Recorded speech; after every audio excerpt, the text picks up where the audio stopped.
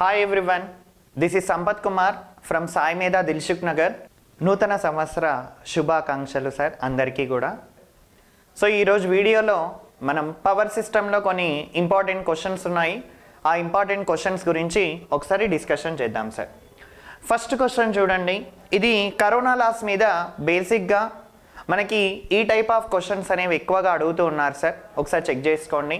Corona loss అనే particular system 50 హెర్ట్జ్కి corona loss ఎంత వచ్చింది అంటే 1 kilowatt per kilometre per phase అనేది వచ్చిందంట. సో వాడు ఏమన్నాడు, next find the corona loss at 60 hertz దగ్గర కనుక్కోమన్నారు. అంటే 50 హెర్ట్జ్ దగ్గర కరోనా లాస్ ఇచ్చి 60 హెర్ట్జ్ దగ్గర కరోనా లాస్ ఏమవుతుంది అని అన్నారు. సో నెక్స్ట్ అదేవిధంగా ఈ సెకండ్ క్వశ్చన్ చూడండి సార్. కరోనా లాస్ అనే పర్టికులర్ సిస్టమ్ 50 హెర్ట్జ్ దగ్గర 9 kilowatt per kilometre per phase ఇచ్చారు. Find the corona loss at DC దగ్గర ఫైండ్ అవుట్ చేయమన్నారు. సో నేను ఈ క్వశ్చన్ సెకండ్ క్వశ్చన్ ఏదైతే ఉందో సెకండ్ క్వశ్చన్ ఎక్స్ప్లెయిన్ చేస్తాను. ఫస్ట్ క్వశ్చన్ ఆన్సర్ని మీరు కామెంట్ రూపంలో పెట్టండి సార్. సో సెకండ్ క్వశ్చన్ చూడండి, ఏమన్నారు సార్, కరోనా లాస్ ఇచ్చారు సార్ ఏ ఫ్రీక్వెన్సీ దగ్గర, 50 హెర్ట్జ్ దగ్గర. అంటే మనకి ఏం తెలియాలి అంటే కరోనా లాస్కి ఫ్రీక్వెన్సీకి రిలేషన్ ఏంటో తెలియాలి. ఏంటి సార్ రిలేషన్?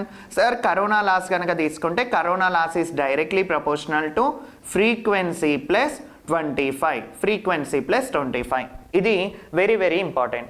సో ఇప్పుడు ఇది డైరెక్ట్లీ ప్రపోర్షనల్ ఉందా, ఇన్వర్స్ ప్రపోర్షనల్ ఉందా? డైరెక్ట్ ప్రపోర్షనల్ ఉంది. మరి దీని నుంచి నేను కరోనా లాస్ కనుక రాసుకుంటే ఎలా రాసుకుంటాను సార్? డైరెక్ట్ రిలేషన్ ఉన్నప్పుడు corona loss 2 divided by corona loss 1 equal to, ఇక్కడ కనుక రాసుకుంటే ఏమని రాసుకోవాలి, ఫ్రీక్వెన్సీ F2 ప్లస్ 25 బై కింద వచ్చేసరికి F1 ప్లస్ 25. ఈ విధంగా రాసుకున్నాను సార్. సో ఇప్పుడు ఏమేమి ఇచ్చారు, ఏమేమి దాన్ని ఫైండ్ అవుట్ చేయాలో ఒకసారి చెక్ చేసుకోండి. క్వశ్చన్లో కనుక తీసుకుంటే sir corona loss in DC దగ్గర ఫైండ్ అవుట్ చేయమన్నారు. అంటే 2ని నేను కనుక్కోవాలి, సెకండ్ దాన్ని నాకు తెలియదు. ఫస్ట్ కరోనా లాస్ ఇచ్చారా, ఏవైతే ఇచ్చిన వాల్యూస్ ఉన్నాయో వాటిని ఫస్ట్ అనుకున్నాను, ఇవ్వని వాల్యూస్ని సెకండ్ అనుకుంటున్నాను. సో ఇది సెకండ్ కాబట్టి మనకి ఇవ్వలేదు, దాన్ని నేను ఫైండ్ అవుట్ చేయాలి. So corona loss 2 divided by corona loss 1. First దాంట్లో కరోనా లాస్ ఎంత ఇచ్చారు సార్? 9 ఇచ్చారు. 9 equal to sir frequency 2. Frequency మీకు సెకండ్ దగ్గర ఏమైనా మెన్షన్ చేశారా చెక్ చేసుకోండి సార్. ఇక్కడ DC అన్నాడు సార్. DC అంటే DC యొక్క ఫ్రీక్వెన్సీ మీకు ఆల్రెడీ తెలిసి ఉండాలి. ఎంత DC యొక్క ఫ్రీక్వెన్సీ? 0. సో ఇక్కడ 0 plus 25 divided by next first frequency ఎక్కడ ఇచ్చారు? 50 హెర్ట్జ్ కాబట్టి 50 ప్లస్ 25 యాడ్ చేస్తే ఎంత వస్తుందో ఒకసారి చెక్ చేయండి. Corona loss 2 by 9 equal to 25 divided by 75 sir. 25 1s 25, 3s 3 1s 3 3s. అంటే కరోనా లాస్ 2 అనేది దీని నుంచి ఏమవుతుంది sir? 3 kilowatt per kilometre per phase. అంటే కరోనా లాస్ వచ్చేసరికి ఆన్సర్ ఎంత అవుతుంది? 3 అవుతుంది. సో ఇక్కడ మీకు తెలియాల్సింది ఏంటి అంటే సార్ కరోనా లాస్ 50 హెర్ట్జ్ అంటే ఏసీలోనేనా సార్? ఏసీలో కరోనా లాస్ ఎంత ఉంది సార్?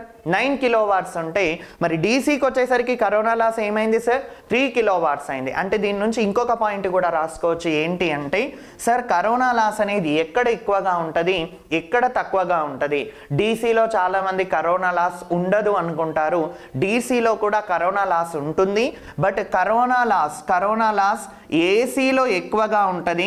కరోనా లాస్ దేంట్లో తక్కువగా ఉంటుంది అంటే DCలో తక్కువగా ఉంటుంది. ఈ పాయింట్ కూడా ఈ క్వశ్చన్ నుంచి వెరీ వెరీ ఇంపార్టెంట్ పాయింట్. ఏమని నేర్చుకున్నాము? కరోనా లాస్ని ఒక ఫ్రీక్వెన్సీ దగ్గర ఇంత ఇచ్చినప్పుడు ఇంకొక ఫ్రీక్వెన్సీ దగ్గర ఎలా కనుక్కోవాలో చూసాం. సో సిమిలర్గా ఆ పైన క్వశ్చన్ కూడా మీరు ఓన్గా ట్రై చేయండి. ఏమి ఇచ్చారు సార్? 50 హెర్ట్జ్ దగ్గర కరోనా లాస్ ఇచ్చారు, 60 హెర్ట్జ్ దగ్గర కరోనా లాస్ ఎంతనో ఫైండ్ అవుట్ చేయమన్నారు. ఆ క్వశ్చన్ని ట్రై చేసి ఆన్సర్ని కామెంట్లో పెట్టండి సార్. నేను ఆ సొల్యూషన్ని కూడా పోస్ట్ చేస్తాను. నెక్స్ట్ సెకండ్ క్వశ్చన్ చూడండి. సెకండ్ క్వశ్చన్ సార్, ఇది కూడా ఇంపార్టెంట్ మోడల్ సార్ పవర్ సిస్టమ్కి సంబంధించి. Sir surge impedance of a 400 kV system is 400 kV 100 kilometre transmission line is 300 ohms. అంటే సార్ 100 కిలోమీటర్ ట్రాన్స్మిషన్ లైన్కి సర్జ్ ఇంపిడెన్స్ ఎంత ఇచ్చారు అంటే 300 ohms ఇచ్చారు సార్. 300 ohms. ఫైనల్గా 200 కిలోమీటర్స్కి సర్జ్ ఇంపిడెన్స్ ఎంతనో కనుక్కోమన్నారు. సర్జ్ ఇంపిడెన్స్ నార్మల్ ఇంపిడెన్స్ కాదు సార్, ఇది అడిగింది surge impedance. Sir surge impedance కనుక తీసుకుంటే మనం ఏమని రాసుకుంటామంటే surge impedance equal to √L divided by C అని తీసుకుంటాం. సార్ ఇక్కడ మనకి ఏమైంది, ట్రాన్స్మిషన్ లైన్ లెంగ్త్ అనేది 100 కిలోమీటర్స్ కాస్త 200 కిలోమీటర్స్ అయింది. అంటే length of the transmission line ఏమైంది సార్ అంటే లెంగ్త్ అనేది ఇంక్రీజ్ అయింది. సార్ ఎప్పుడైతే మనకి లెంగ్త్ అనేది ఇంక్రీజ్ అవుతుందో, లెంగ్త్ పెరిగినప్పుడు మనకి ట్రాన్స్మిషన్ లైన్ పారామీటర్స్ కనుక తీసుకుంటే resistance R equal to formula ఏంటి, ρL బై A. అంటే లెంగ్త్ పెరిగితే రెసిస్టెన్స్ ఏమవుతుంది, లెంగ్త్కి రెసిస్టెన్స్కి ఏం ప్రపోర్షనల్ ఉంది, డైరెక్ట్ ప్రపోర్షనల్. అంటే లెంగ్త్ కనుక ఇంక్రీజ్ అయితే రెసిస్టెన్స్ ఇంక్రీజ్ అవుతుంది సార్. సిమిలర్గా సార్ ట్రాన్స్మిషన్ లైన్ని పారామీటర్స్ని మనం ఇలానే కదా సార్ చూపించేది, RL, అదేవిధంగా ఇక్కడ కెపాసిటెన్స్, దీంతో పాటు కండక్టెన్స్ని చూపిస్తాం.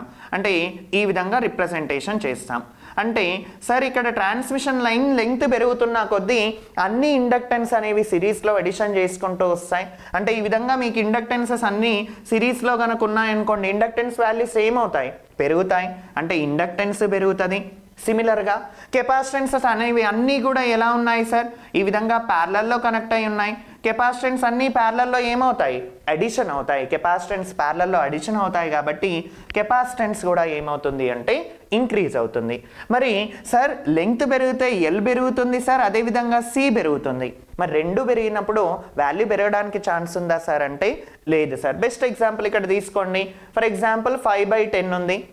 5/10 కాస్త ఫర్ ఎగ్జాంపుల్ ఇప్పుడు ఇద్దరు పెరుగుతున్నారు, అంటే వాడు 50 పెరిగాడు, వీడు 100 పెరిగాడు సార్. సో ఇప్పుడు వాల్యూలో ఏమన్నా చేంజ్ ఉందా చూడండి.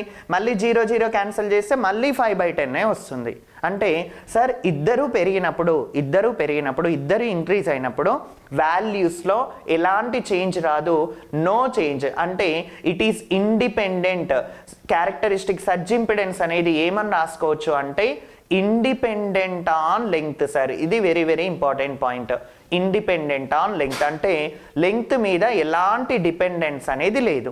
లెంగ్త్ మీద సంబంధం లేదు అంటే మీరు 100 కిలోమీటర్స్ చేస్తే ఏంటి, 1000 కిలోమీటర్స్ చేస్తే ఏంటి, మనకి ZS ఏమన్నా చేంజ్ అవుతుందా, no change in ZS. So answer వచ్చేసరికి దీనికి 200 కిలోమీటర్స్ అయినా కూడా ఆన్సర్ ఎంత సార్ అంటే 300 ohmsే. So it is independent on length sir. So next question చూడండి, very very easy question sir. ఏంటి, corona likely to occur maximum in, corona ఎక్కడ ఎక్కువగా అక్కరెన్స్ అవ్వడానికి ఛాన్స్ ఉంది అని అడిగాడు. సార్ మనకి కరోనా అనేది మీకు ఆల్రెడీ తెలుసు, 220 kV కన్నా ఎబోవ్ ఉంటే గనక కరోనా అనేది హై అక్కరెన్స్ ఉండడానికి ఛాన్స్ ఉందని. సార్ మరి అన్నిట్లో కనుక తీసుకుంటే మనం డిస్ట్రిబ్యూషన్ లైన్ కనుక తీసుకుంటే డిస్ట్రిబ్యూషన్లో మనం ఎంత వాడతాం సార్, నార్మల్గా 11 kV కానీ 220 volts కానీ లేదా అంటే 440 volts కానీ మనం యూజ్ చేస్తూ ఉంటాం.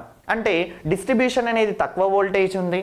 సిమిలర్గా service mains design based on connected load, మీరు ఎంతైతే లోడ్ని కనెక్షన్ చేస్తామో దాన్ని బేస్ చేసుకొని యూజ్ చేస్తున్నాం. మరి సిమిలర్గా డొమెస్టిక్ వైర్స్ కూడా చాలా తక్కువ వోల్టేజెస్ ఉంటాయి. మరి మూడిట్లో అన్నిట్లో కంపేర్ చేస్తే హయ్యెస్ట్ వోల్టేజ్ ఉండడానికి ఛాన్స్ ఉంది ఎక్కడ సార్ అంటే ట్రాన్స్మిషన్ లైన్స్లోనే. కాబట్టి కరోనా లాస్ అనేది ఎక్కడ ఎక్కువగా అకరెన్స్ అవ్వడానికి ఛాన్స్ ఉంది అంటే ట్రాన్స్మిషన్ లైన్స్లో హయ్యెస్ట్గా రావడానికి ఛాన్సెస్ ఉన్నాయి సార్. నెక్స్ట్ క్వశ్చన్ చూడండి సార్, ఇది కూడా నార్మల్గా అడగడానికి ఛాన్స్ ఉన్న క్వశ్చన్. ఏంటి, which of the following is usually not generating voltage, ఈ క్రింది వానిలో ఏది జనరేటింగ్ వోల్టేజ్ కాదు అన్నారు. సార్ మరి ఫస్ట్ మీకు ఏం తెలియాలి అంటే జనరేటింగ్ వోల్టేజెస్ తెలియాలి. 1.1 kV కానీ 3.3 kV కానీ 6.6 kV కానీ 11 kV కానీ 13.2 kV కానీ, ఇదే కదా సార్ మనం జనరేటింగ్ వోల్టేజెస్.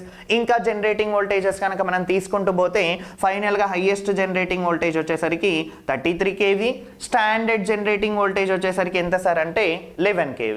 సో ఇప్పుడు వోల్టేజెస్ని కంపేర్ చేసుకోండి.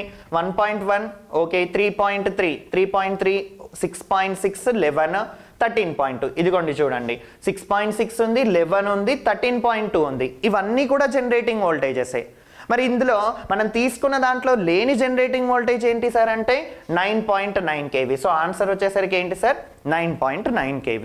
సో ఇది పవర్ సిస్టమ్కి సంబంధించిన కొన్ని ఇంపార్టెంట్ క్వశ్చన్స్ సార్. సో మన సాయి మీద దిల్సుఖ్ నగర్లో 2nd నుంచి న్యూ ఆఫ్లైన్ బ్యాచెస్ అనేవి స్టార్ట్ అవుతున్నాయి. మనకి తెలుగు మీడియంకి అదేవిధంగా ఇంగ్లీష్ మీడియంకి కూడా సపరేట్ బ్యాచెస్ అనేవి 2nd నుంచి స్టార్ట్ అవుతున్నాయి సార్. ఇంకా ఎవరైనా ఆఫ్లైన్ కాకుండా ఆన్లైన్ క్లాసెస్ కనుక కావాలి అనుకుంటే January 2nd 9 PM వరకు కూడా, ఇంతకుముందు ఆన్లైన్ క్లాసెస్ అనేవి మనకి 6000 ప్రైజెస్కి ఇచ్చేవాళ్ళు. సో ఇప్పుడు అప్ టు 2nd 9 PM వరకు మీకు ఆఫర్ వచ్చేసరికి 5000 రూపీస్కే ఆన్లైన్ క్లాసెస్ అనేవి ఇవ్వడం జరుగుతుంది సార్. సో మన సాయి మీద టీం తరపున నుంచి ప్రతి ఒక్కరికి కూడా నూతన సంవత్సర శుభాకాంక్షలు. సో ఈ కొత్త సంవత్సరంలో నోటిఫికేషన్ వచ్చి అందరూ జాబ్స్ తెచ్చుకోవాలని మనస్ఫూర్తిగా కోరుకుంటున్నాను సార్. Thank you all.